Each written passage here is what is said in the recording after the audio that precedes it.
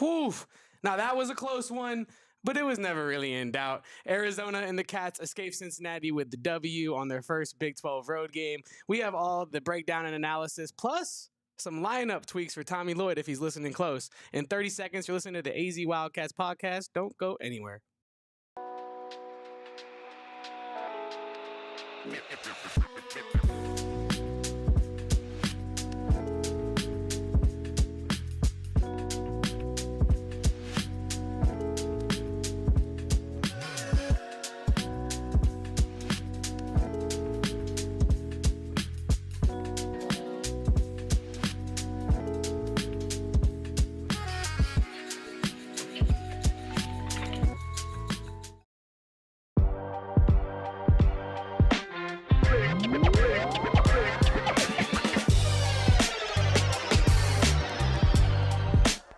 Welcome in, everybody, to the AZ Wildcats podcast. I'm your host, Damon Farrell, with my main man, Kevin Thomas.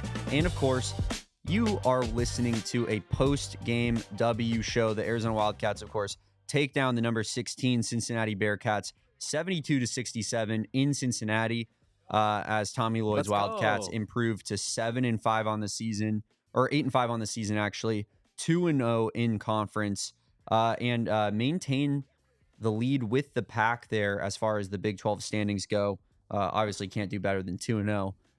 And gearing up for a big game on Tuesday night against West Virginia. But, of course, we start things off with kind of a desperation mode game for Cincinnati here. This was, they lost their first game against Kansas State. This was somewhat of kind of a must-win situation for them. I heard them talking about it on the broadcast where, like, in this conference with how good the basketball programs are, you kind of have to take advantage of those home games. Only Houston had a winning away record, I should say, last year in the Big 12. They, of course, I believe, won the Big 12. So kind of important to get off on the right track on the road. And Arizona did just that today, Kevin. Yeah, it was a huge win, Damon. You and I were going through. We were very, very happy with the performance. I think for the first 78% of this game. Not to get too specific, approximately. Yeah, approximately 78.3% of this game. We were super comfortable here, and then me and Damon, I'm sure with all of you, were really white knuckling it down the road for the rest of this drive because, Let's start with the positives first, Damon.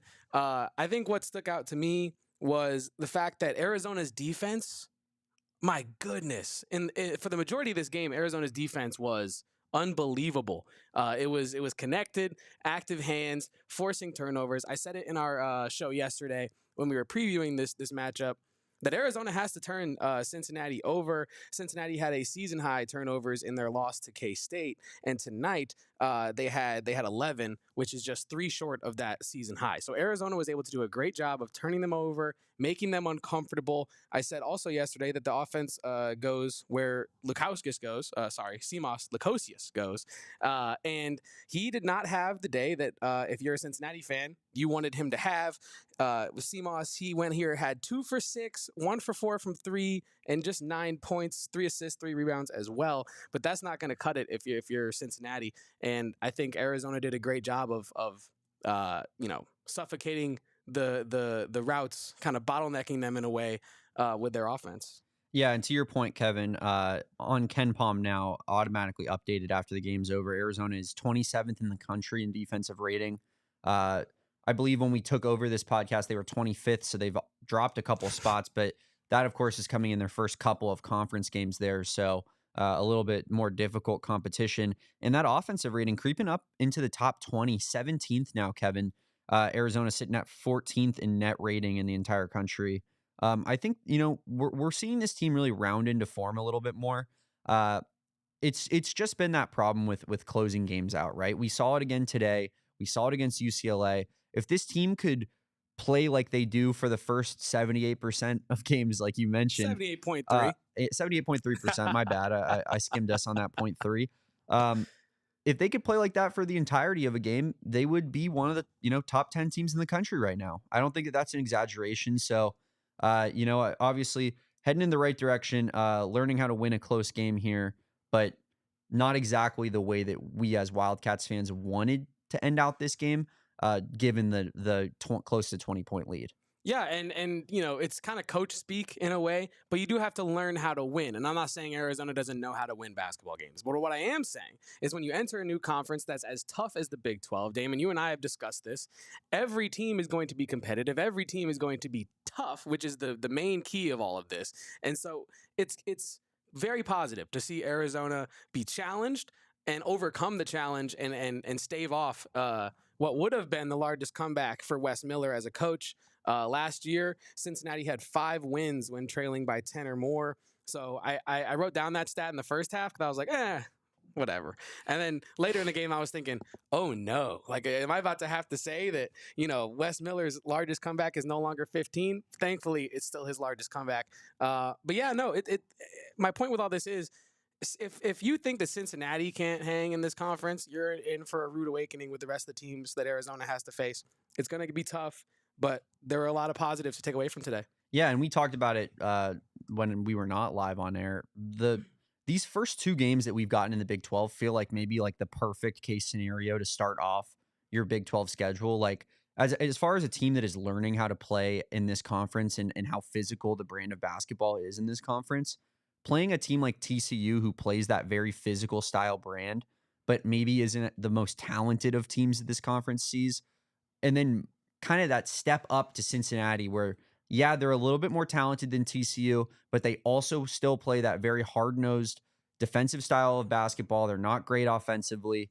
I think that this has been somewhat of an appetizer for this program as we, gear up to play the Kansases and the Houstons of the world later in the season. So honestly, excited what I've seen thus far in the first 2 Big 12 games, but a lot we can get better at. Kevin, let's go ahead and check out those Desert Financial by the numbers. Of course, our friends over at Desert Financial always providing these numbers for us. They have been Arizona's largest credit union for a long time now. Eric Ruby, he's one of the founding members. He always talks about of Desert Financial Credit Union. The Arizona Wildcats beat the Cincinnati Bearcats 72-67. They, of course, shoot 4% better from field goal. They 36% from 3 for the Wildcats compared to 20% from 3 for the Bearcats. Low assist game for Tommy Lloyd's Wildcats, 28 last game against TCU. Only 8 assists today against Cincinnati. That's obviously not really the style and the brand of basketball that Arizona is looking to play. So going to need that to pick up. And more turnovers than assists. That's a big kicker there. I think those turnovers, they reared their ugly head late, Kevin. We saw that on this comeback as Cincinnati was kind of gaining all the momentum and the crowd was getting more and more into it. Really just kind of unforced, dumb turnovers, lazy passes, Jaden Bradley kind of being lackadaisical with the ball, which is a little bit uncharacteristic.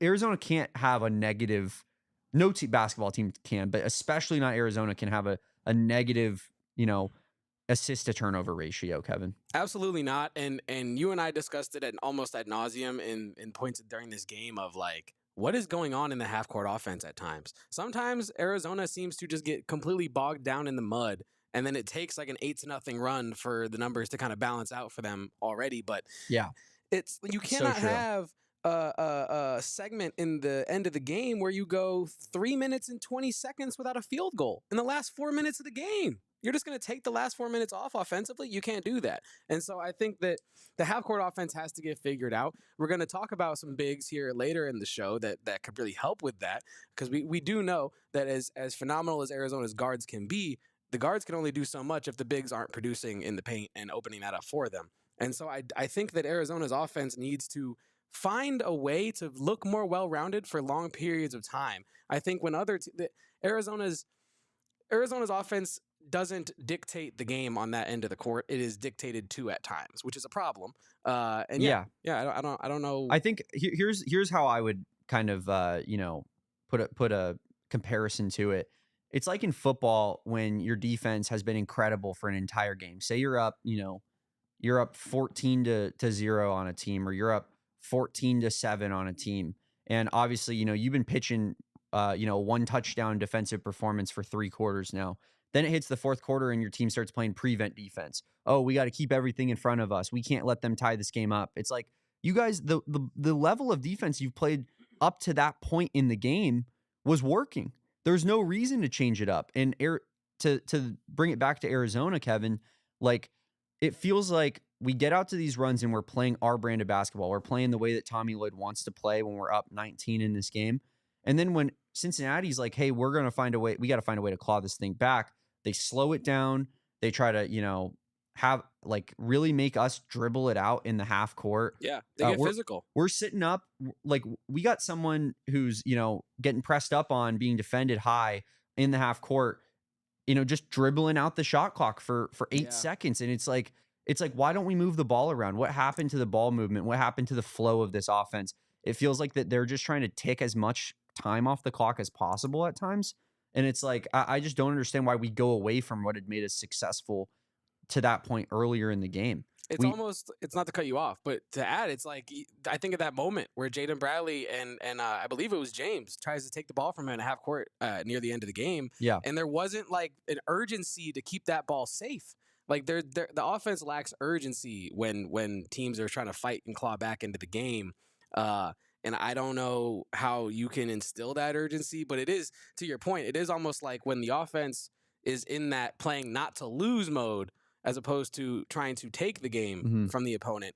Arizona can find itself easily bogged down, and the ball just stops moving. And that's not how you win basketball games when you're Arizona.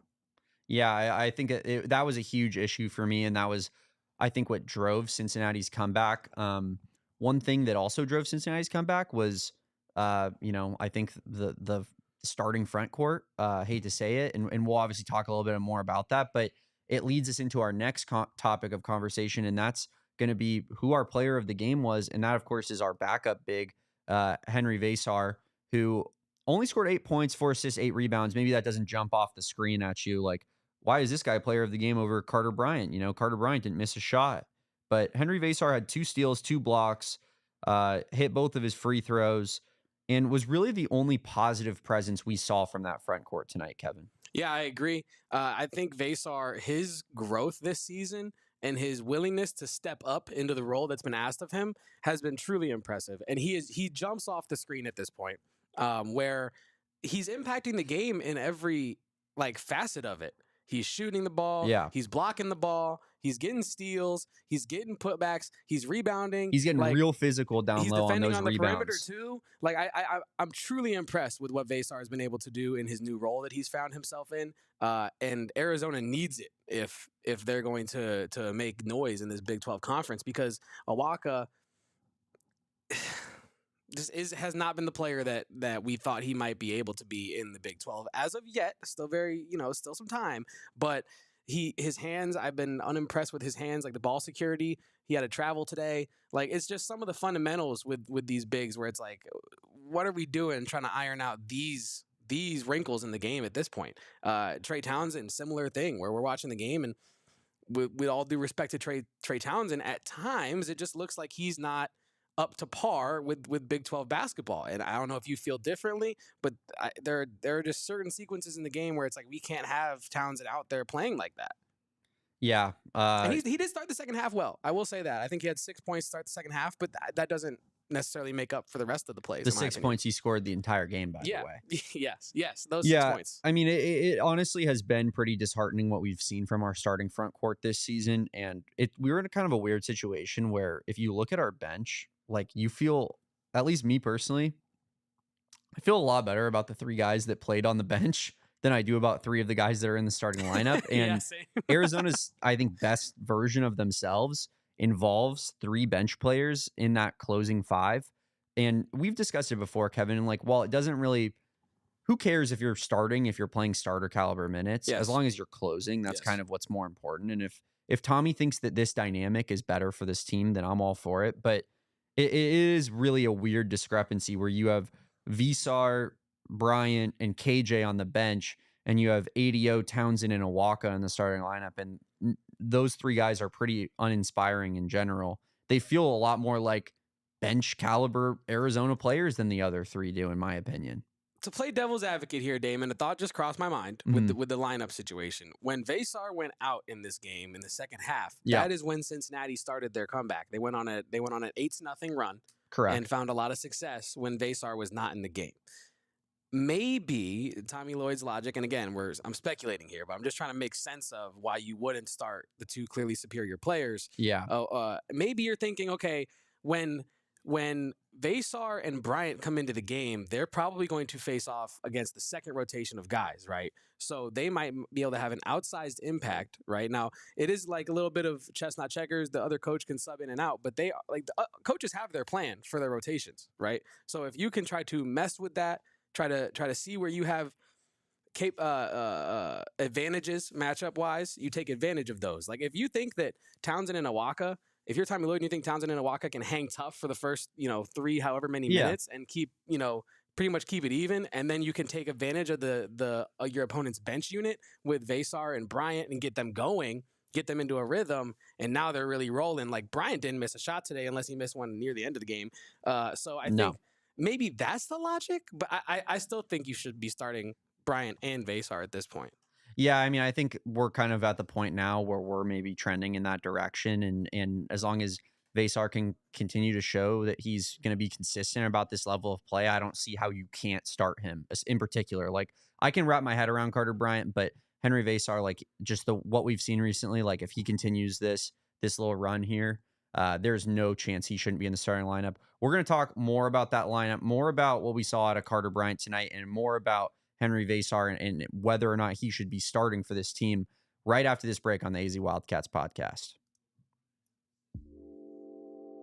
All right, so True Leave and Colt Cannabis is truly, you see what I did there? A match made in heaven. Our friends at Colt Cannabis are now available at your local True Leave with a huge variety of premium flower. And True Leave has an exclusive strand just for you called Magic Marker. Now, that Magic Marker is truly magic, Damon. Let me tell you what. It is the truth. I don't got to get too deep into it, but it is the truth. Go get you some. The Valley has been asking for Magic Marker to come back, and here she is. Head to TrueLeave.com to find a local shop near you and place an order, and tell them PHNX sent you.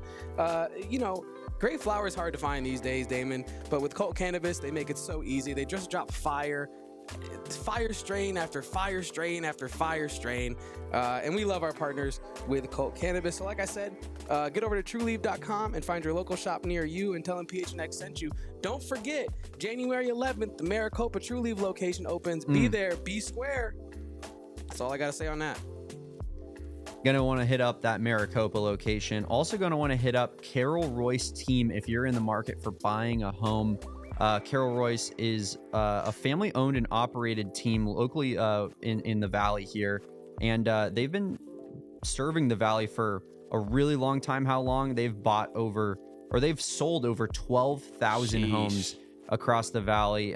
Carol knows Arizona, her real estate team. They know the state better than anybody else. And choosing the right agent for you is going to be one of the biggest decisions of your entire life. So you're going to want to make sure you hit up Carol Royce Realty Team. If you're in the market for a home and if you're considering buying a home in 2025, the name to trust is Carol Royce, your home sold guaranteed realty. Move up to one of our listings and we'll buy your home for cash. Have questions? Call today or visit Carol online at carolroyceteam.com. That's carolroyceteam.com. If you don't like your house, Kevin, that they sell you, they will buy it back from you. How crazy is that? It's insane. It's unbelievable, Damon. Similar to one of our other partners we're going to talk about later on, Shady Rays, but what a deal. Can you beat that deal? Yeah. I mean, sorry, Carol. I don't love my house that you bought or that you sold to me. It's just not my favorite. Okay, that's cool. We'll just buy it back from you. Yeah. Ain't nothing but a word, Damon. Ain't nothing but a word. Gotta love that. Gotta love our friends over at Carol Royce Realty Team. Love to hear that. Well, Damon, we were talking a little bit about the bigs and the rotations. Mm-hmm. Let's talk a little bit more about that rotation and the options that Tommy Lloyd has with his lineup. So I just want to start by right here. 6 minutes played for Carter Bryant. His first 6 minutes tonight. He had 8 points on 3 made field goals and 3 attempts and was 2 for 2 from 3. Oh yeah, he also had 3 rebounds. That production is insane. For just and I was being conservative with it too, because at the time it was 5 minutes played, but it had just turned to 6, and so I said let's be fair and call it 6 minutes played. But that's truly in 5 minutes played. 8 points, 3 shots, 3 makes, 3 rebounds. His growth. He's growing at a point to where you can't keep him on the bench anymore. Like I understand the argument for keeping him on the bench. Because I was the one making it for a couple weeks here, right? But like he's getting to a point where he's impacting winning at a level to where you need him out there as much as you can get him out there. The best version of Arizona includes Carter Bryant playing significant minutes. 1000%. I think the ceiling of this team is Carter Bryant is a 30-minute per game type of player. And of course, you know, we've seen 24 minutes in back-to-back games against Central Michigan and TCU prior to this game against Cincinnati, only 15 minutes tonight. That, of course, due to some foul trouble. He had 4 fouls, so I think that hampered his, you know, how much he was going to play there. But we've seen the best of Carter Bryant in the last 3 games here, Kevin. Yeah. He looks to be more comfortable. Obviously, we want to get those fouls a little bit under control. 7 fouls in the last 2 games. But that 3-point shooting tonight, I mean, that moved me. That moved me spiritually. Do you know how those were wet balls, Kevin? Like genuinely, no rim touching, dropping through the net. Little Chris move for you for your YouTube on a Saturday here, but I just you gotta love that because we saw against TCU those threes were rattling in and out a little bit. Like it didn't look like the touch was there. Tonight, you're getting, like you said, just splash balls straight in the net, no rim. Like feels like the game's slowing down for Carter. We knew it would. You just gotta love what you've seen out of him these last 3 games, and you know, I don't think there's any world where, you know, he's not a better basketball player for your team right now than a Trey Townsend or an Anthony Del Orso. Totally agree. I think what stood out to me most with his shooting, to speak to what you just spoke to, was the confidence. We talked about after one of his shots, like, you know, he caught and shot it really quickly. It was kind of one of those, he's not going to take that, right? And he took it and made it, and we were like, whoa, like that's a I'm confident in my shot kind of shot. That's not like I'm open, there's no better pass. Yeah, he just caught it and ripped it. Yes. Yeah. And he's making plays and yelling at guys like, who is this Carter Bryant? Yeah. This is a grown man now. Like what was the one that grew up so fast? He drew a travel while he was the primary on-ball defender on a guy. Let him know about it. And he turned around and just flexed and started screaming on like a regular second half stop with like 16 minutes left in the half. Like it was unbelievable. I love that energy out of Carter Bryant. And I love this energy out of the chat today, Kevin. I forgot to mention this off the top, but chat's crushing it today. I got my boy Alec in here telling me to not forget in our Clash of Clans war that we have later. AZ future coach. Of course, we got Erica in the chat as always. We got M. Russell, Sean, my boy Parker, Tom, John. Basketball football guys here. Basketball football guy is always here. You don't even got that's not even a thing. We have a doctor. Dr. Chip is in the chat, y'all. A real life doctor. A real life doctor. I got my other boy Sean in here too. Got some of the homies are showing out today, Kevin. Love to see it. Of course, the bench showed out for the Wildcats today. Gotta love what you saw from them. And you know what they would tell you? You know what Carter Bryant and Henry Vasar and KJ Lewis would tell you? What would they tell me, Damon? They tell you to like this video and subscribe to this channel, Kevin. That's for damn sure. Do the thing. Let's get back into talking about this front court. Something that it's not all good, right? Like this is extremely concerning. I think Trey Townsend, Toby Awaka combined for 3 of 10 from the field today, 30% field goal percentage from your bigs. Conversely, on the other side of the court, you got the starting big men Aziz Bandogo. The announcement team was having all types of trouble. Yeah, I think it's Bandaugo. Yeah, I think you're right there. Bandaugo and Dylan Mitchell combined for 8 of 11 from the field. So just a huge discrepancy there. You can't expect to go into every game in the Big 12 and lose the front court battle and come out on top. What is this team going to have to do to fix that front court problem? Besides starting Henry Vasar and Carter Bryant, I don't know, because like I kid, but I'm also serious because like there's a level to this where with transfer guys, you can teach old dogs new tricks, but there's only so many new tricks you can teach an old dog to, like, you know, to so to speak. I think like these are the players that they are to an extent. Mm-hmm. Like a Vasar, this is not the final product with him. A Carter Bryant, this is not the final product with him either. But so I think that the solution for the front court is a personnel change in the front court. I don't think it's as simple as, oh, well, we just got to get Townsend in a spot where he's shooting shots that look more comfortable for him. Yeah. He's shooting threes. He's shooting mid-range shots. He's getting to the paint. it's just not working. Right. Yeah. And so I feel like it does come to a point, and we might be at that point where you do have to look at the front court and say, hey, I don't think it's an adjustments thing. I think it's a personnel issue. And that's where I'm at with it. I think if you want changes in the front court, you make personnel changes in the front court. And I think it'd be different if the roles were reversed. Right. I think if Vesar or Bryant were in there and they're having the same production that Awaka and Townsend are, you're probably saying, okay, go get, they go get him coaching. They might develop. Carter Bryant's a freshman, et cetera, et cetera. But yeah, no, I think it's a personnel change, Damon. What do you think? Yeah, I think so too. I don't know what we really expected from Toby Awaka looking back on it. Like, he's a physical big and he's a guy who can get some rebounds, but that's kind of essentially it, right? Like, he's just going to be a rim runner for this team, he was never going to be a back to the basket, showing you moves. Like the moves we saw out of Vesar tonight, like Toby Awaka will not has not and will never have that in his bag, right? But Trey Townsend has really been what's disappointing for me. Yes. Obviously, he had the big tournament for Oakland last year, took down Kentucky early in the game, or early in that tournament. But it's just been a real struggle thus far this season for Trey Townsend. My biggest concern with Trey, 4.5 rebounds per game. Yeah. That's just probably, like, in my opinion, it's pretty much completely unacceptable. He averaged 8 rebounds per game at Oakland last year. I know that that's a big step up in competition from Oakland, from the Horizon League to the Big 12, but that's twice as many rebounds that he was getting in the Horizon League, and he's playing 10 less minutes per game. Yeah. So it's not like it's like, working out in that regard as well. Trey Townsend, just like, if he's going to continue to start, he has to be better. One of his better games in the season that he's had thus far was against West Virginia. So that's our next game against West Virginia. He scored 19 points in that game with 7 of 12 shooting. So maybe it is a decent little matchup for him there, but only 4 rebounds in that game in 41 minutes. The rebounding is a problem. And if he's not going to rebound at that rate, what's stopping a Carter Bryant from playing the 4? Because Carter Bryant, I would imagine that the concern is, can he play in the front court as a freshman at an effective level? Well, we know that Trey Townsend has not been doing that, right? He's getting 4 rebounds per game right now for this team.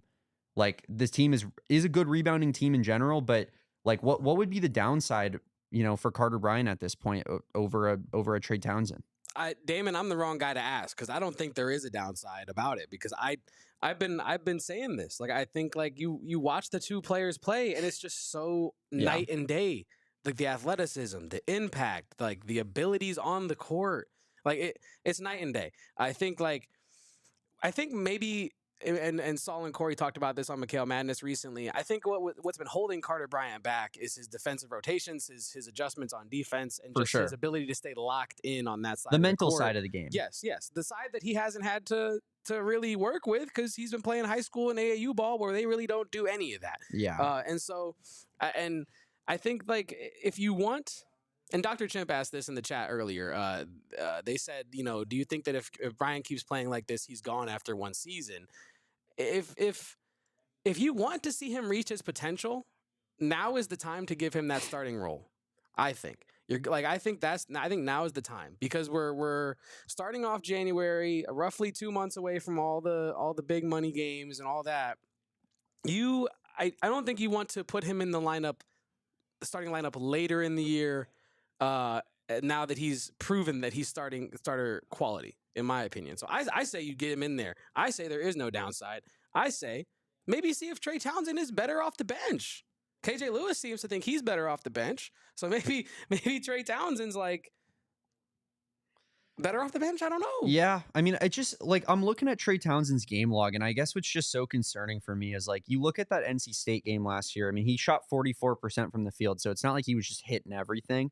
But he scored 30 points, had 13 boards in that game. And that's against a legit team that went to the Final Four, that had a massive front court, right? Like, we all remember DJ Burns. Then he played Kentucky in the first round, 17-12 in that game. In the Horizon League Championship, he had 38-11. Like, this was a guy who showed up in big games. He was playing his best basketball in big games. And now he's being outplayed by Carter Bryant, who's, kind of a raw freshman that doesn't really have the experience that a Trey Townsend would have. It's it's just a really interesting dilemma with this team, like I mentioned, with that bench versus starting lineup conversation. Like I think pretty much everybody, someone mentioned it in the chat, like that should be the lineup. It's really, really weird when you have, majority of your lineup probably is not your better players. It's a crazy thing to have happen. Yeah, and I think like you spoke to his rebounding and the ways he was able to impact the game last season for an Oakland team that was punching up against some of these more quality teams, right? I think that's what's been most disappointing to me is I didn't think Trey Townsend was going to come in and be like what we think Carter Bryant could end up being, right, so to speak. I thought Trey Townsend was going to be like a multi-tool contributor, right? Like hustle rebounds, maybe a block shot here and there, a big open three. Like I didn't expect him to look so out of place like when he gets the ball. As someone mentioned in the chat, it was AZ Future Coach that mentioned his indecisiveness. That jumps off the screen to me as well. Like his processing seems slower than his teammates on some of these plays. And I'm not talking to his intelligence. I'm just talking to his ability to read the court at the same speed of his teammates. And I think that is a factor in when we're breaking down Trey Townsend's game is can he make the decisions fast enough on the offensive side of the court to be a contributor on that end? Or is he just playing at a different speed? Because it's not like he's the freak athlete either that can just rely on that brute athleticism to get to the rim at will or whatnot. So, yeah, it's been a rough case for Trey Townsend this season. It's unfortunate to see, but it has been. Yeah, it really has been. I started a little poll here in the chat. Make sure you guys lock in on that. What changes should Tommy Lloyd make to his starting lineup? Should he start Carter Bryant? Should he start Henry Versar? Should he start both, or should he just keep everything the same? Make sure you guys go vote in that poll on YouTube here, and we'll make sure we read off those results here by the end of the show. Kevin, we got more Arizona basketball to talk. What's going on? Why can't they close out these basketball games? And a lot more right after this break.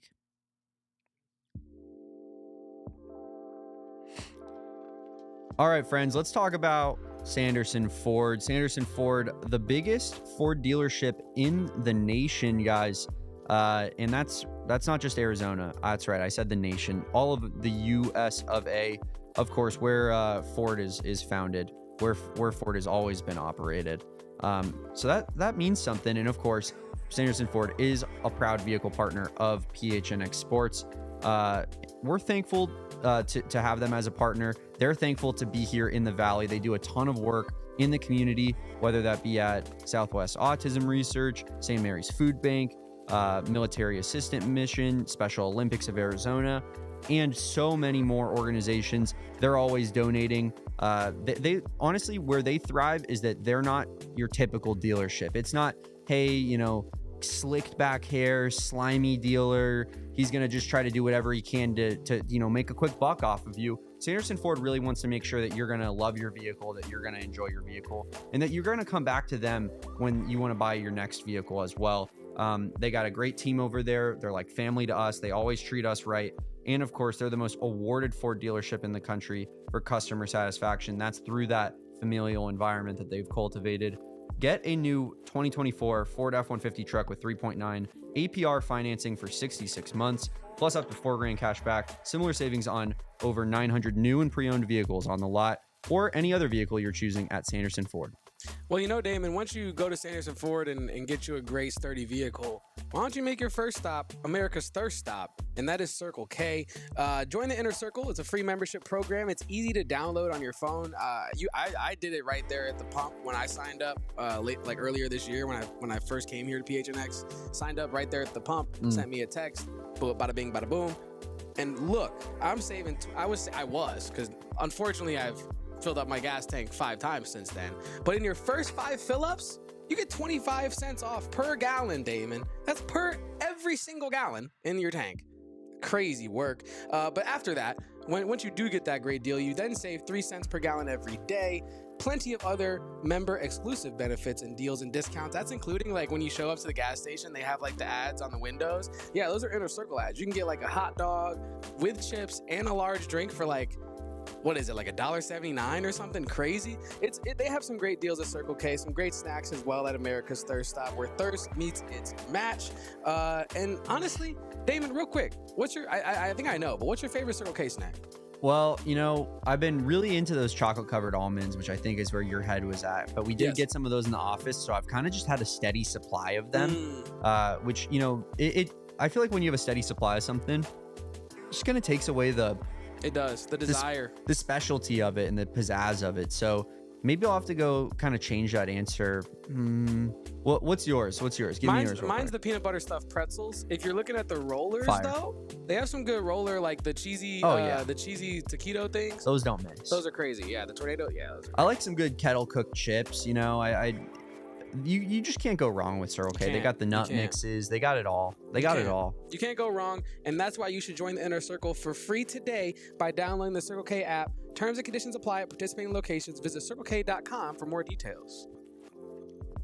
We got that poll going right now. 60% of people right now out of those 4 options are saying start both. So seems to be a pretty overwhelming consensus that there needs to be big changes made to the starting lineup. Yeah. Muddy Buddies, that's a good one. That's a good one, Sean. Can we talk about this point being brought up in the chat here by KW and some other people as well in the chat about Tommy's in-game adjustments and his in-game coaching? Yeah. How much of the problems with this team that we've been talking about all season come down to not what is done pregame, but what is done in the game between the lines on the coaching bench? What do you think about that idea, Damon? I think a lot's been made of Tommy's ability / inability to recruit, or how he's missed on recruits. But I think that by far my biggest concern about Tommy Lloyd as a head basketball coach is this in-game adjustments. And that's not to say that, I'm not going as far as KW calling him Tommy Choke, and it seems like he's pretty on the one end of the spectrum out on him. But mind made up. Yeah, for sure. But it is concerning. And like I think back to a Princeton game where we lose in the first round to Princeton, right? And it just looked like we were doing the exact same thing over and over and over again. Throw it down to Tabellis or Ballo and hope that they can get us a bucket and kind of stop this run. There was no structure to anything, no like set plays. It didn't feel like. So yeah, I mean, I am concerned about that long term. I don't necessarily think that that's Tommy's strong suit as a coach, but it is something that I'm definitely monitoring. And yeah, with the way that they've played in close games this season, how could you not be concerned about it? Yeah, I agree, and I think that it's actually the point I brought up about the 3-point defense is I don't feel like the 3-point defense is bad. I think the 3-point defensive adjustments have been not where they need to be. Like I think Arizona, like they've been like if you look at what Arizona does in the first like 8 minutes of the game, the recent games, like this last like 5 game stretch here, they're holding teams to like nothing in the first 5 minutes. Yeah, 3-pointers, 2-point, it doesn't matter, right? But the problem is, in my opinion, when players get hot. When like if Lukosius had gotten hot tonight, I am not so confident that Arizona would have been able to adjust to that and then force him off of his game. I think it's one of those situations where if the pregame game plan worked well, awesome. If it doesn't, at least with the 3 points, like we might be a little bit of trouble. So maybe there is some credence to the idea that his in-game adjustments aren't where they need to be. But I think that no coach is perfect, and I think Tommy Lloyd. Insanity is doing the same thing over and over again, right, Damon? So if let's say we get all the way down to March and the offense stalls out again and ends the season for Arizona. Yeah. How many times can he do that without making big adjustments to the way he thinks about offense, right? And I don't know if that's, we're getting a little far ahead of ourselves here, but I just think that is probably the biggest weakness in Tommy Lloyd's game is the ability to make adjustments on the fly that really changed the course of a game. Yeah, for sure. I think that that's definitely the biggest concern. And it's really not like the offensive game plan that I have a problem with, right? It's like I think the game plan is typically play pretty quick tempo, run it up and down, get a ton of shots up, like play a fun style and brand of basketball. And I love that about Tommy Lloyd teams. But when these games get close and when you have a team that's pressing and trying to get you to really slow it down and make mistakes, like we start seeing this team shooting themselves in the foot constantly, right? So the half court offense is definitely the biggest concern, and I think really the cap and the ceiling on what this team is if they can break through that and prove that they have a good half court offense late in games against Big 12 opponents, man, I really think sky's the limit for this team and where they can go and how many games they can win late in the season. It's definitely interesting to kind of look through and I don't know what you do, but Saul makes some good points here in the chat. Says, I think Tommy was waiting to see Townsend and Awaka play against the big boys of the Big 12, and I don't think that this will last all season. I also think it's more important who finishes the game, and he says he goes on to say he couldn't care less about who starts. 100%. I mean, it definitely matters way more who's finishing. That's why a guy like KJ Lewis is bought in, right? Because, obviously he's playing starter minutes and he's closing these games. It's not as if this has really been a huge demotion of sorts like maybe people thought it was initially, or I think some people thought it was disciplinary with some of the technicals he was getting earlier in the season, but seems to have really kind of helped KJ Lewis's just like vibe around his game. I mean, it's putting him in a spot that's familiar, right? Mm-hmm. Like it's the role that he's become accustomed to and that he's thrived in. So just put him back in that role. But I do think to the idea of does it matter who starts and does it not matter? I'm not a huge proponent of like getting caught up on starting lineups, but I think I think what fans are feeling is it gets to a point where, like you said earlier, Damon, you watch the starting lineup and you're like, okay, well, hold on. There are 3 players on our bench that are noticeably better than 3 players that are starting. What's the math there? Yeah. And I think that's where a lot of fans are. You just don't see that very often in basketball. Yeah. And I think yes, like we all know that minutes matter more than who starts minute 1, right? But I think that's what fans are feeling. Like if you're Tommy Lloyd, how do you look at the same players we're looking at and say, these are my best, not my best, but these are the ones I want to start the game with. I do like the idea, and I want your opinion on this as well. Some people in the chat, I think Erica was also in this gang as well, of starting Carter Bryant, but keeping Vesar coming off the bench. How do you feel about that? To be honest with you, I think that move I would make before I made the Carter Bryant move if it came down to it. Just because I think you do need Trey Townsend to provide some scoring at points of this season if you want to be a successful basketball team. That's what you brought him in to do. Like he was supposed to be, I think like at least like a low double digit scorer for this squad. So I think you need him to get those shots up and kind of just let Carter continue to like slow cook that development. Might be really good for this team. I just think that when I watch Vesar versus Toby Awaka, like I'm watching almost 2 different sports at that point. Like Vesar looks so much more he looks like he has so much more ability to do things. You know what I mean? Like that play he made today, that offensive rebound he had where he was tipping it up to himself constantly. You know which one I'm talking about, Kevin. You were getting all hyped. Oh, I was losing my mind. Yeah. Like Toby Awaka doesn't have the ability to make that play. He can't. There is not a world that exists where he's making a play like that. And we also saw from an athletic standpoint, it's not as if Vesar is like we're losing athleticism with Toby Awaka in there instead as well. Like you see Vesar taking it to the rim hard. Like he is really looking going to finish. Yeah, on people's domes, and I love that. That's. He wants the ball in his hands. He wants to score. He's a way better passer. Like his passes out of double teams have been massive for this team. He had 4 assists today, right? Yeah. He led the team in assists for a while. Yeah, he did. And he led the team in assists the entire game. Yeah. He had half of the team's assists total. Yeah. We had 8 assists as a team and 4 from Henry Vesar. He's finding good passes out of the post. I just think that the ceiling of the team and how much better basketball they play and well-rounded the lineup is with Vesar instead of Awaka. But I do understand the thought process of like, maybe things are going well right now. Let's not really mess with them as much. Let's see if they can keep going in this direction. But I think I would start Vesar for sure. That's just me personally. Yeah, I think the starting Vesar, I think would probably have more impact to the games for sure. We were talking about this. I mean, while we're on the topic of Vesar, and I do want to talk about passing and assists in a second here, but can we talk about his aggressiveness? Like we touched on it, but how much fun has Henry Vesar been to watch? Yeah. He looks like a new man. He looks like a legitimately new basketball player. Like we were talking about it earlier, and I was talking about how rare it is to have a guy redshirt in his 2nd season at a school and then like stick around and somehow become like a big piece of the team. Like I feel like that doesn't really happen where the guys typically you're redshirting a guy in his first year because he's so raw, like an Yeah. Emmanuel Stevens, what we were considering doing at the beginning of the year. But with Vasar, like he redshirted as a sophomore, and then they just like somehow he's just looks like transformed as a player. And part of that is his body looks transformed, right? Like you mentioned that Yeah.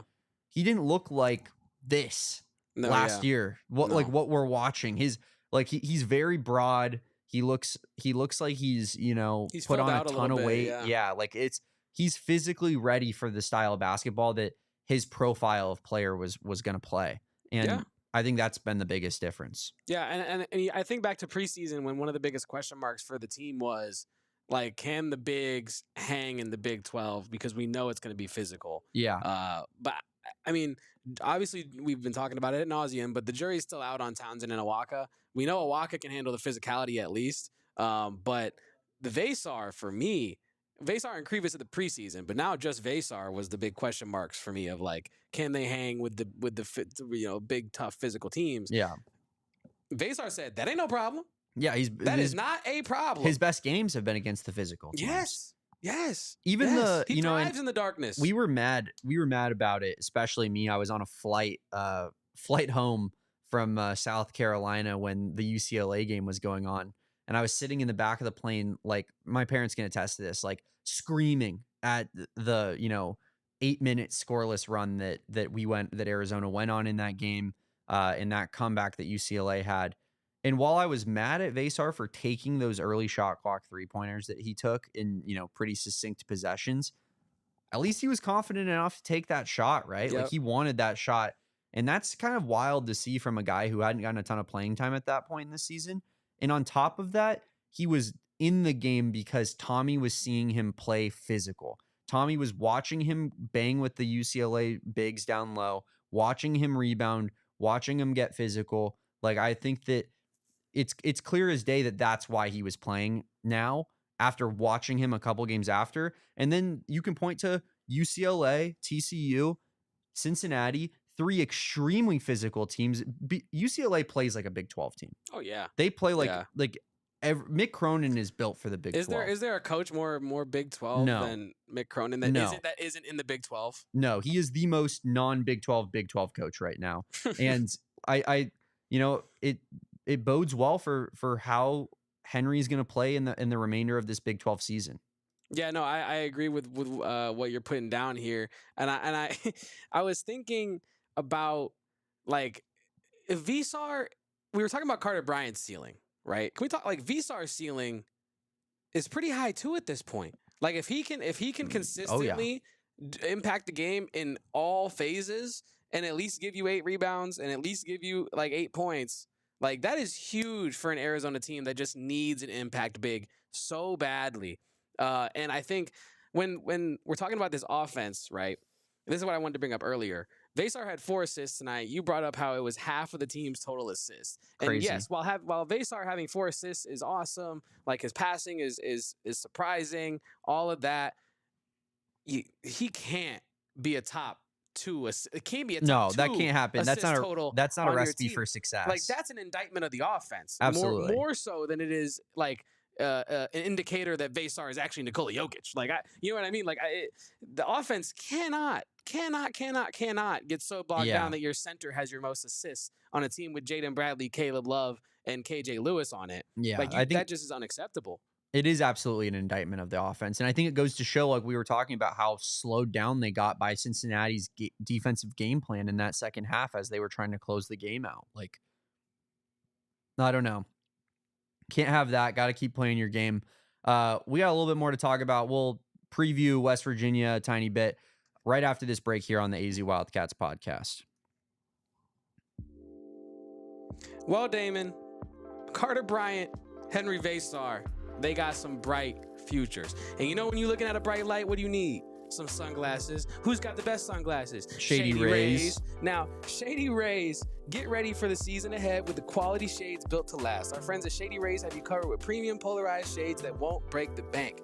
Shady Rays is an independent sunglass company offering world-class product rated 5 stars by over 300,000 people. That's 300,000 satisfied customers. Now, I'm not big into math, but that's some pretty good math. Their shades have durable frames, crystal clear optics, making them the perfect choice for all your outdoor adventures. They probably have a style in your team's favorite colors because they do work with a lot of sports brands. They have hundreds of options to choose from, and you get to choose your own experience. I know when we got to look through their selection of sunglasses, I had trouble even like picking the one that I wanted most because there were so many options.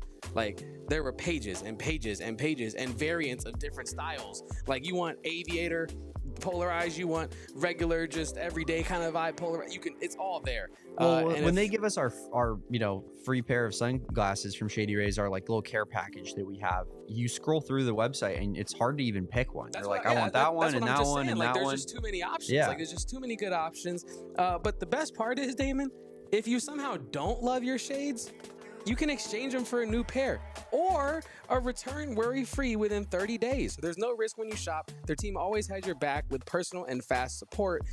Plus, if your shades ever go missing, which me and Damon both have a problem with, don't sweat it. They have the most insane protection in all of eyewear. Every pair is backed by a lost or broken replacement, which means if you lose or break them, you just get them back. Like they'll just give you your sunglasses right back. Not that exact pair because you just lost them. But yeah, no, I think that's probably the craziest like lost or broken return policy I've seen a company have. But exclusively for our listeners, Shady Rays is giving out the best deal of the season. Head to shadyrays.com and use code PHNX for 35% off of polarized sunglasses. Try for yourself the shades rated 5 stars by over 300,000 people. And of course, visit our friends over at Gila River Resorts and Casinos.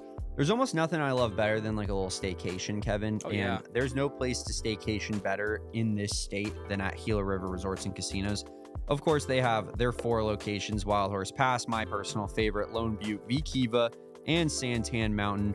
So experience the best that the Valley has to offer. Lounge at any of their 4 diamond resorts, or go ahead and look at their over 4,500 slots in live table games. That's where you'll find me at, those live table games. Of course, they got all types of dining options from upscale to, something casual, something light like a fat burger, and like upscale like that Prime Shula Steakhouse. It's just, how could you, it's everything that you need out of a casino, but right outside your door, Kevin. You don't need to go to Vegas. You don't need to get in the car and drive 7 hours. You don't need to pay for a plane ticket. All you need to do is get on that freeway and just look up your nearest Gila River Resort and Casino location. Pop in, it'll be clean, it'll smell good. They'll have tons of dining options, a pool, spa, anything you could want, nice hotels, the best live table games, the best slots. Gila River Resorts and Casinos, we love them. We love partnering with them. And make sure you guys go over there, pop in for our Arizona Cardinals watch parties that we have over there for away games. Of course, we're done for the year, but we'll be starting those guys back up, I believe, next year. You do you at Gila River Resorts and Casinos. Visit playathila.com for more details. Well, Kevin, we talked a lot about this game. We got some results on this poll here. I started this poll 21 minutes ago. What do we got? 40 votes. Survey says 45% of people believe that, or 44% of people, I should say, believe that both should start. 37% of people believe that Carter Bryant should start. So more popular that Carter Bryant should start than Henry Veysar. Henry Veysar at 10%, and then keeping the lineup the same at 7%. So most people think both, but Carter's, kind of coming out in front of Henry there in terms of who people would want to see if they could choose one or the other. Thoughts on that? I've been thinking about it since you started the poll. I'm in the camp of starting both, see how that goes, see whatnot with that.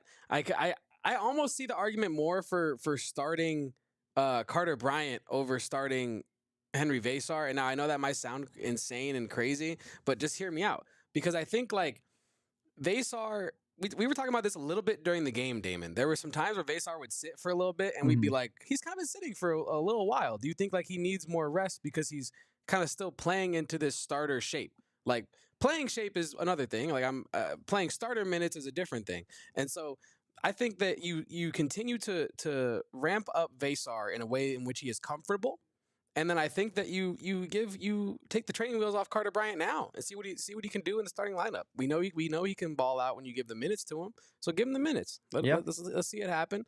And he just looked so confident today. Like that quick trigger was all I needed to see, right? Like he gets the basketball, putting it up immediately, swish. Like and that's love to see that. It's the opposite of what I was just talking about with when Townsend plays. When you're watching Townsend play, I'm watching him think. Like I see his thoughts happening. Like I can't read his mind, but I know he's thinking. Like recently, and you could say the same thing about Carter Bryant from the first month of the season, right? But recently, Carter Bryant has just been letting it rip out there. Like he has just been playing basketball, and he's trying to win. He's trying to contribute to winning and play his part, and make winning basketball plays. Which is Trey Townsend hasn't been doing that, and so I think you gotta start Carter Bryant, man. Yeah, I mean, I'm with you. I'd love to see both of them start, to be honest with you. But as Saul and others have mentioned in the chat, like who finishes is definitely a lot more important. Yeah. I like what Edgar has here. I like Edgar's little plan here. He says, let's send Townsend over to the football field. We could use a tight end. I could see it. Yeah. Brent Brennan, Seth Dagey, Noah Fafita, and the Cats. I mean, they need a tight end, and who better than undersized power forward Trey Townsend, 6'6", 225 pounds. It's like he was made in a tight end lap. Yeah, he does. He just looks like a tight end, doesn't he? And when you look at him, he's a broad dude. Like he's got some muscle mass to him. You know what I mean? Yeah. And so I feel like maybe it wouldn't be the worst idea. Give him a shot. What's the worst that can happen? He doesn't make the team. Oh well, got a spot for you on the basketball team still. You know what I mean? Yeah. And yeah, also I want a quick shout out to the chat. Kobe in here, the basketball football guy is in here. Lost Highway, Grayson's in here. Edgar, AZ Future Coach has been dropping some fire in here as well in the chat. All of my bestest friends in the entire world. Yes, we love you, chat. Thank you. Leave a like and subscribe to this channel, by the way. Does wonders. Yes, it does. It helps us out a lot. I know I sleep better at night and I wake up better in the morning when you guys like the video. It's just like, I don't know. It'd be 3 a.m. and I'm texting Damon like, oh, if we got 2 more likes, dude, I think I would have been asleep 2 hours ago. Anyway, but shout out to everyone in the chat. Damon, no doubt. Real quick, I need to highlight this comment. The basketball and football guy, Townsend absolutely would be better than Sam Olson. There's no question in my mind about that. I think he genuinely, yes, that is a fact. He would be better. Hi, Leah. Hello, Leah's Leah. in the chat. Hello, of Leah. course, one of my best friends in the entire world, Leah. And then Kobe. Kashad at right end would have been insane. Sheesh. No question about that. Kashad Johnson, he might have been born to play football with how physical of a basketball player he is. But how nice would it be to have Kashad Johnson on this team in the Big 12? Oh my gosh. I was thinking about that the other day. Like if I could just somehow swap out Kashad Johnson for Trey Townsend, man, would that look good. Like man. Kashad was a Big 12 basketball player. Kashad Johnson is one of the players where it's like there's not a bad team for him to be on. Like, is there really truly a bad team for Kashad Johnson? Excuse me, because I feel like what he does is just contribute. No, yeah, he fits on. He's one of those guys who fits on every team. It's like when I talk about like Derek White or somebody like that, where it's like. Yeah, man, like the Heat could really use a guy like Derek White. Every team in the league could use a guy like Derek White. He's incredible off ball, on ball, defense, offense. Like, tell me more. Good at everything. So it's it's almost as if like, yeah, it's one of those conversations where it's like, oh, nice, dude. Nice opinion there. You think that the guy who can defend 1 through 5, rebounds at an effective level, hits corner threes and dunks on people's heads would be good on that team? That's interesting. Hot take, I know, but yeah, no, that's a great comment that Kobe had there, because now I'm thinking about Kashad Johnson, and when I think about Kashad Johnson, I'm a happy man because that's a fun basketball player. But before we go, Damon, real quick, what are your biggest 2 pros and your biggest 2 cons from today's game of Arizona and Cincinnati from Fifth Third Arena? We will get into those in a second, but real quick, I just want to say if you are watching with our friends over at Samsung, any of our television partners on our channels, make sure you guys head on over to gophnx.com. We'll continue this party very shortly over there, and thank you guys for watching. Like this video, of course. 2 pros and 2 cons, Kevin. I think obviously, like maybe I'll start negative, but first con, just the second half of this basketball game, the second half of the second half. I was about to say the second half of the second half. Yeah, the kind of the mental lapses that this team has, it feels like consistently where they can't put it together for 40 minutes, right? That's definitely the thing that I will have my finger on the pulse of the rest of this season, where, that's something that I think that is really gonna have to be monitored because it'll bite us for sure late in the season if this kind of trend continues. There's no question about that. Yeah, no, because you can't let teams hang around because the well-coached, talented teams will make you pay for that way more times than they don't. So yeah, I'm with you on that. I guess you went with a con first. I'll go with a con first. Uh, too many inopportune offensive rebounds for Cincinnati. I think the UCLA game kind of just gave me some crazy trauma from that offensive rebound at the end of the game because now I'm like locked in on the offensive rebound situation. And I was watching the stats. It wasn't like Arizona was being out rebounded on the offensive glass by a crazy amount, but it does seem like in the moments that matter most, Arizona just doesn't lock in on the small details, and that's how you get out rebounded in the big moments. So I think my biggest con is the toughness inside when rebounding. I mentioned it to you when we were watching in our preview episode, actually. Dylan Mitchell on Cincinnati, who of course transferred from Texas, was a top 10 recruit in the country. He was going to give this team problems just because of how athletic he was, because of the advantages that he has in that department over a Trey Townsend or the people that are going to be guarding him. Like that was always going to be the biggest issue in this game. Could our guards and wings outplay their bigs to the point where we were going to come out on top? And we did see that today, but it definitely got a little bit close there at the end. Another pro that I'll say is free throw shooting. I mean, it wasn't an exemplary free throw shooting today, but they did shoot 75% from free throw line. And that discrepancy between what Cincinnati shot at the free throw line versus what Arizona shot at the free throw line was pretty much the difference in the entire game, Kevin. Yeah, and I was laughing over here because I was like, well, let's talk about Arizona's free throw defense, Damon. The free throw defense was on, but they were missing all the free throws that mattered in this game. Cincinnati was. And I think that's all Arizona on defense, just locking in, maybe like a quick little, hey, as he's about to shoot it. No, I'm joking. But no, the free throws, you and I were talking about it at the end of the game. Like, yeah, if Cincinnati just hit like an average percentage of their free throws, Arizona probably can't close out this game because now you're pushing. Definitely. And I know my point was more that like we took care of business at the free throw line. We don't even got to worry about it. And if this team, and if like guys like Henry Vasar, who are the big men of this team, typically those are your worst free throw shooters. If they can continue to hit their shots at the free throw line, that's massive. Yeah, massive. I'm with you. Give me a pro. Yeah, my pro. Hit me. Defense, Damon. Defense wins championships, and man, Arizona had a championship defense today. Like they were everywhere on defense. Cincinnati, honestly, not until that late run that they made in the end of the game, they didn't really have any easy shots, Damon. Like I'm sure they did, but the ones that I can't remember a single easy shot that wasn't from the end of the game when Arizona was kind of getting frazzled a little bit, getting frayed at the end, so to speak. Yeah, I think defense by far was what stood out to me the most from the pros of this game. I'm gonna get my second pro here real quick.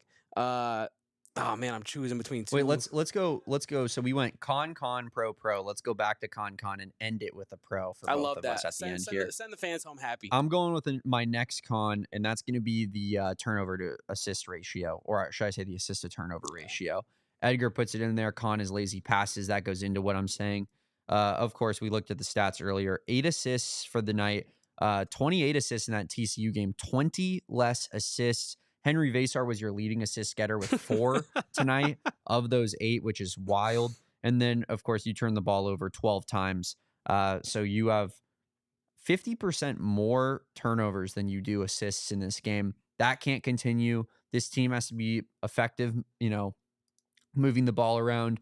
It has to be I think the best version, and the best version of any team, but a Tommy Lloyd team needs to have a lot of assists and needs to be has to move. Be towards the top of the country in terms of assists. And we just didn't see that at all tonight. That's going to need to be something that improves a lot. And if you're not going to assist like that, then damn, we really got to take care of the basketball better because some of those turnovers were super, super sloppy. Yeah. And I can go ahead and give Kobe a shout out here because we have not talked about this. We talked about it when Damon and I were watching the game, but we've neglected to talk about this on the post game today. That's such a good pro. We won a tough game when Caleb Love was invisible offensively. Now, defensively, he actually did impact the game.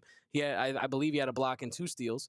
But Caleb Love was nowhere to be found offensively. Arizona coming into today was 4-1 when Love scores 20 plus. And I sent it out on Twitter asking the folks if they think that he'll hit that mark today. Some people said no, that we're in trouble. He didn't hit the mark, and Arizona still won.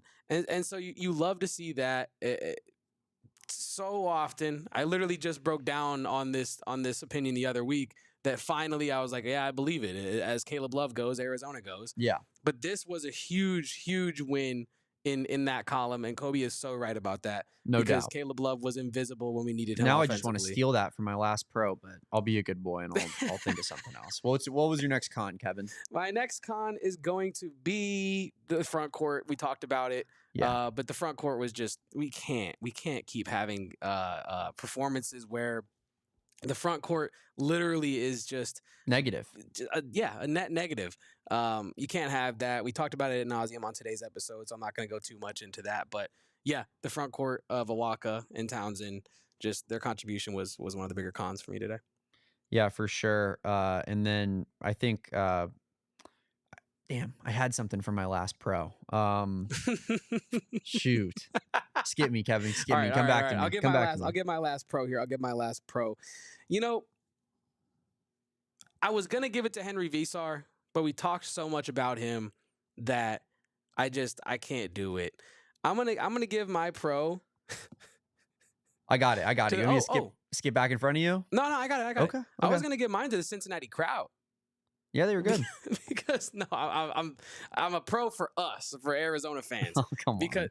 Because the crowd was pretty quiet for most of this game, as valid because Arizona was destroying their team. Yes. And then the announcers get on there and say, "This is one of the toughest environments in the country," and I'm like, I'm not so sure, dude. I don't think Fifth Third Arena is a place that Arizona should be scared to go in. So I say it's a pro that Cincinnati fans did what Cincinnati fans did best and just showed up and were just there. They were just there and allowed Arizona to silence them. I'll give them a little bit more credit. I thought that they were when they were given something to actually cheer about, they were pretty into the game. But yeah, there were moments where it was extremely quiet in there. Don't know that that's was the lack of a tough road environment. Don't know that that's going to be one of the better road environments that we're facing this season. Like I think we're gonna be playing a lot more raucous environments, but I do think that Cincinnati fans are they're not necessarily at the bottom either. That of course is ASU. My last pro that I'll close this out with was KJ Lewis and just his ability to make some tough shots. Some contested shots when Cincinnati was going on that run. Clutch shots. Yeah, absolutely. Because it was at a time where Arizona couldn't buy a bucket, and KJ Lewis was driving it in, and he was making some contested buckets that, he's not necessarily like a pure scorer. He's not one of the better scorers on this team. So yeah, that's kind of where I'm at with it. I'll go ahead and go with KJ Lewis to round things out for those pros. Fire. That's a great comment here by the basketball and football guy. They said I thought you were going to say Roy Samuelson's comment was great, and I was like, damn, Kevin, for the jugular. Yeah, Damon, I've been meaning to talk to you about this. I just not. Let's just do it in front of everybody live on there. No, I'm just kidding. But no, Mikal hypes up the players, and Cincinnati, needed the players to hype up the fans, which is, shout out Mikal, best environment in college basketball, bar none. But yeah, Damon. Can we do an overall last pro? Arizona's tied for first in the Big 12. Let's go. Let's go, dude. Yeah. Tied for first in the Big 12. You can only win your games. You can only be so good when you've only played 2 games, and 2-0 is the best. And the next team we play, West Virginia, is also tied for first in the conference. So take them out. If you defeat West Virginia, you're just slowly knocking them down. Yeah. Knocking them down. Just wait till you play Iowa State. Wait till you play Houston. But yeah, no, ladies and gentlemen, it has been an awesome time, Damon. I've had a lot of fun. It was a lot of fun watching this basketball game. It was probably a little too close for our comfort, but it's been a great time. Yeah, for sure. It has been. It's always a great time when the Wildcats win a basketball game. And of course, we are 2-0 in the Kevin and Damon era on the AZ Wildcats podcast. People are talking about, did Kevin and Damon save the basketball program? Something that to monitor as we continue on in this Big 12 basketball season. Lord help us if we lose to West Virginia now. Oh gosh. Who do you think? WMB here in the chat, 1977. Who do you think Kevin Farrell is? Kevin, do you think that's our love child? It's my last name with your first name. I didn't even peep that comment, but yeah, I mean, I also don't know if that's your last name. That's not. Really I mean, it's not how you spell it, but. Not. But the streets are saying that might be like I think an AI generated version of the two of us. Can I just say real quick? And yes, Sean, I will get my act together. Apologies. Can I just say it's so funny to me? These U of A fans that are, and understandably, like I understand why they're upset about how things played out with this podcast, and it rightfully so. Like it makes total sense to me. I think it's hilarious though how they accuse us of like being ASU guys when ASU fans like hate my guts. Like I don't know if you guys have ever seen my Twitter account, but like I'd say like half of my tweets are about ASU and making fun of them and whatnot. And their fans like I get consistent, fairly prominent ASU fans in my mentions all the time telling me like what a bum I am and whatnot, threatening to fight me. So I do think it's funny when they say things like, yeah, I have a Sun Devils tattoo or something like that on me. That's keep them coming. That's good stuff, guys. Damon goes to war for the University of Arizona. It's fine. But yeah, that's been it, folks. Yeah, I mean, today my whole morning was spent arguing with ASU fans. I got people in my DMs that I'm talking to about it. Like, it's honestly so funny that people like accuse me of all people of like repping for ASU or whatnot, but that's fine. We'll continue to rep for our Wildcats. That's all we know here.